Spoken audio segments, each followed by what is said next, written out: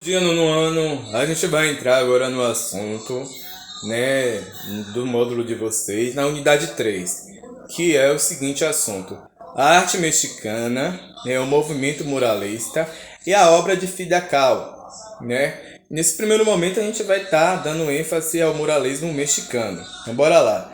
As manifestações artísticas de lá do México, na primeira metade do século XX, surgiram em um contexto político e social extremamente importante.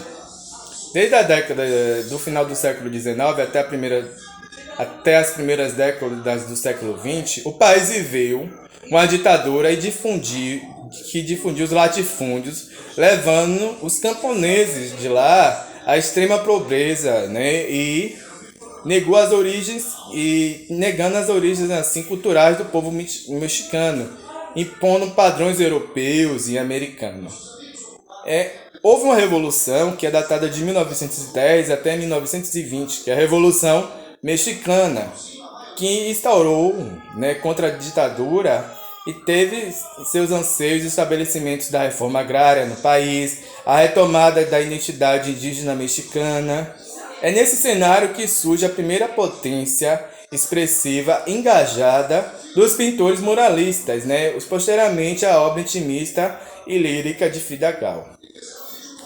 Muralismo no México. O muralismo é o principal movimento artístico ocorrido no México na metade do século XX. O movimento emergiu de um contexto, como eu falei ainda há pouco, social e político revolucionário durante 1910 a 1920. Conhecido como a Revolução Mexicana, depois de cerca de 30 anos de ditadura marcados pela exploração do povo, desapropriação de terra, formação de latifúndios, ausência de expressão de liberdade, né? Não tinha liberdade de expressão, da democracia, a negação das tradições e da cultura ancestral indígena, os camponeses, intelectuais, artistas se uniram por meio de uma liderança revolucionária dos camponeses, que tinham lá como Emiliano Zapata, Francisco, que era Paco Velas, né? Eles eram, acho que, os principais líderes dessa revolução, né? Os principais nomes, como se falam de Revolução Mexicana, né? Se lembram de Emiliano Zapata e Paco Velas, né? O Francisco. A Revolução Mexicana ela propinha as seguintes coisas: a realização da reforma agrária, a implantação de um regime democrático, a retomada das culturas ancestrais, das culturas indígenas e a valorização dessa identidade indígena mexicana muito presente.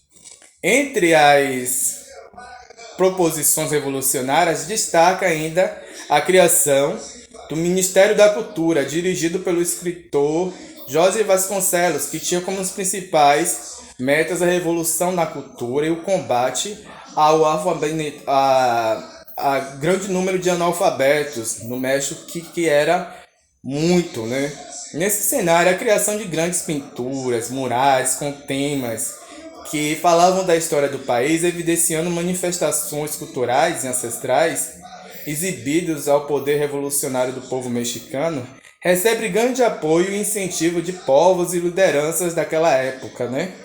O muralismo ele vem propondo que a arte tenha um alcance social, que trate de questões que se relacionam com os anseios, dificuldades, a tradição dos povos, com base nesse contexto, né? Contexto social e político, né?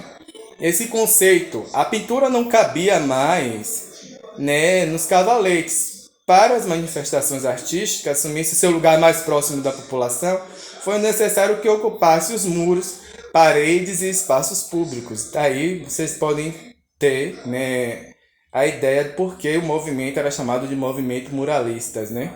Os murais eram feitos em grandes dimensões e construídos em locais acessíveis que contracenassem não só com a cultura, mas também com o povo, com um círculo restrito de museus, galerias e acervos particulares. Eles não estavam mais pensando nisso, né? Eles estavam pensando em uma arte que pudesse falar com o povo. Você estivesse passando por ali e você pudesse estar vendo aquela expressão artística naquele muro, né?